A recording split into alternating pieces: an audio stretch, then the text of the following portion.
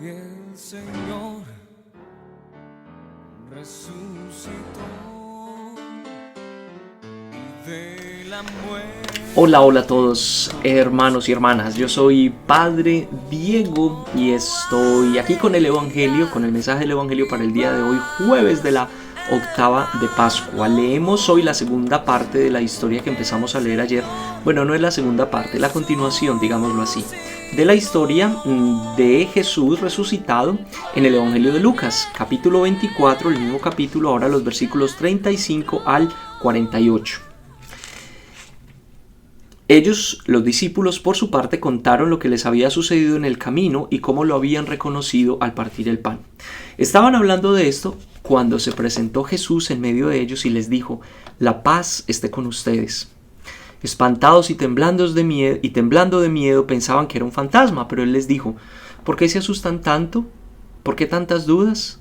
Miren mis manos y mis pies, soy yo mismo. Tóquenme y vean un fantasma. No tiene carne y hueso, como ven que yo tengo». Dicho esto, les mostró las manos y los pies. Era tal el gozo y el asombro que no acababan de creer. Entonces les dijo: «¿Tienen algo de comer?». Le ofrecieron un trozo de pescado asado. Lo tomó y lo comió en su presencia.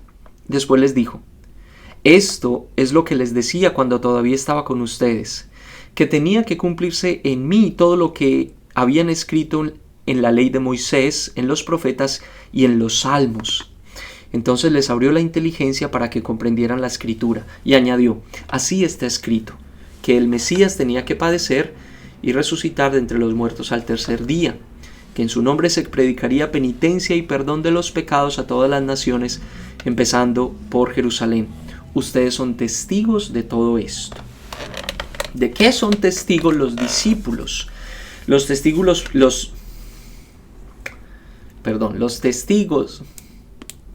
los discípulos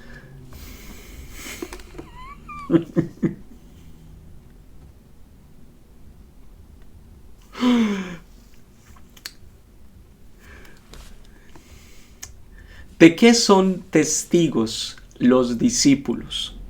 Los discípulos son testigos de varias cosas. Primero, de la resurrección de Jesús. Segundo, de todo lo que se dijo acerca de Jesús y de lo que produciría su muerte y su resurrección. Pero vamos por partes. Al principio, entonces, esta es la segunda vez que Jesús se aparece a un grupo de discípulos, ahora un grupo más grande de discípulos, y entonces lo primero que les dice es: «Paz a ustedes, la paz sea con ustedes». La experiencia de la paz del resucitado no es simplemente un estado mental. La paz en lenguaje bíblico no es un estado de la mente solamente. El shalom que le desea Jesús a los discípulos es toda la plenitud de bendiciones que trae Dios a la vida de los seres humanos, a la vida de los hombres y las mujeres.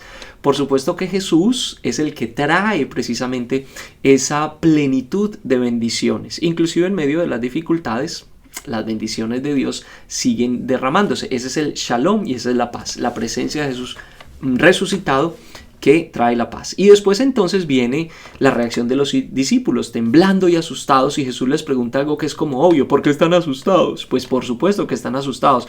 Recuerden que es la primera vez que un grupo de personas experimenta la resurrección.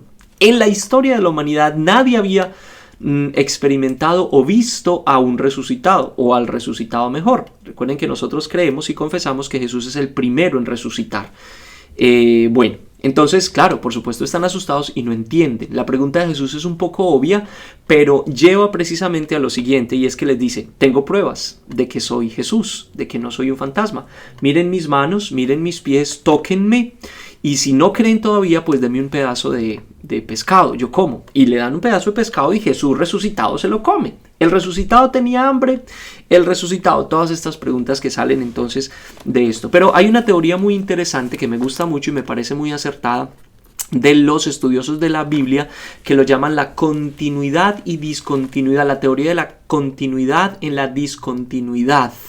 Y esto se aplica también a la resurrección de Jesús. Es decir, el Señor crucificado es el mismo Señor resucitado. El que colgaba en la cruz y que ellos vieron morir con sus propios ojos es el mismo que ahora se les está apareciendo delante de ellos y que ellos pueden experimentar en sus vidas.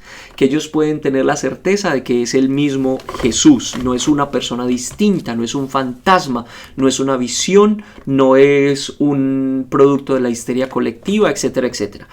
Pero entonces, a ver, ¿cómo podemos entender esto? Voy a poner un ejemplo.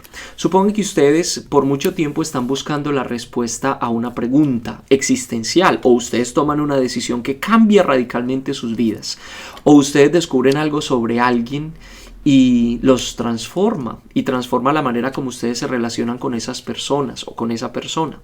Difícil de explicarles a los otros. Ustedes saben que hay algo que pasa, que pasó, que está pasando en su interior, en su corazón, en su alma, en su mente, pero es difícil explicarles a los otros qué es lo que está pasando. La única forma de que las otras personas entiendan qué es lo que está pasando en ustedes es relacionándose con ellas, es permaneciendo un tiempo más y descubriendo que sí, hay una persona distinta aquí, es la misma, pero es distinta.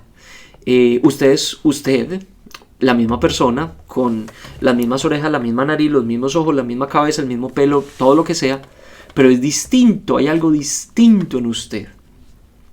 Esa es precisamente la experiencia de la resurrección que los discípulos ahora tienen que comprender, que el Jesús crucificado es el mismo resucitado, que es el mismo Señor, pero su relación con Él, la relación de los discípulos con Él es distinta, que la forma como Él se aparece ante ellos es distinta.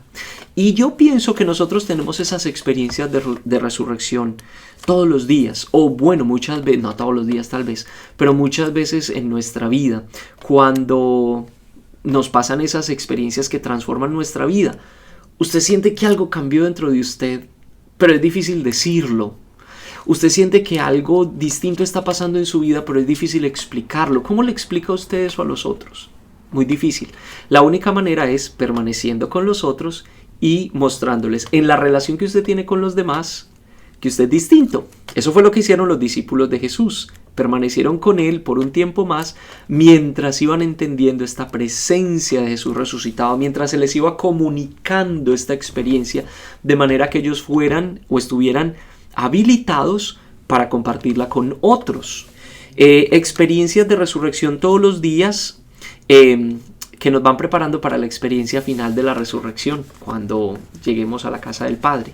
La invitación entonces yo creo que de este evangelio es a confiar que algo está pasando en nuestra vida, algo está cambiando, algo se está transformando.